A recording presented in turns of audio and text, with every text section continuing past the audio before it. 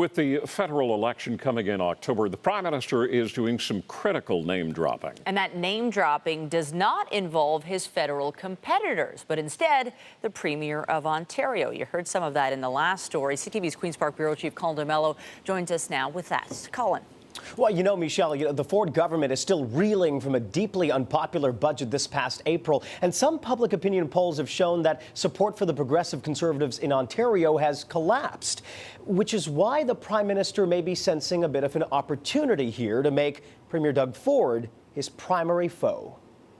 For these kinds of infrastructure projects. If you watched Prime Minister Justin Trudeau today, you might have heard him repeatedly say this. The Ford government still hasn't opened that stream. Premier Ford's recent cuts, tax breaks for the wealthy by Doug Ford. Premier Doug Ford has quickly become the favorite target of the federal Liberal Party as it aims to capitalize on the unpopularity of the Ford government. Doug Ford makes a good opponent. He can be very polarizing. He can be very emotional at times, where we've seen Andrew Scheer almost play a pretty safe game up to this point so far.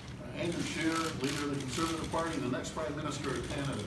Back in October, 3 months into Ford's term in office, Andrew Scheer visited Queen's Park. There are very important issues that we can work together on. But after the Ford government's first budget, which included deeply unpopular funding cuts, Scheer backed away from the Ford brand, while Ford promised not to get involved. I'm the Premier of Ontario. I got to worry about Ontario. I'm not getting involved in this election.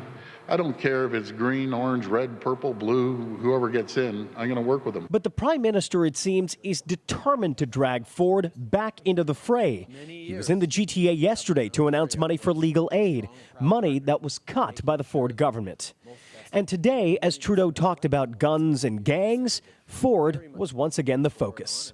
Waiting on the province to move forward on. Now the question is, can the Premier be provoked by the Prime Minister? But if we see Doug Ford be the populist that he is at times, he may get very upset, and it depends what happens when he comes to work on Monday, who he's going to go after. Meaning Trudeau will continue to be fixated on Ford as he looks to be re-elected.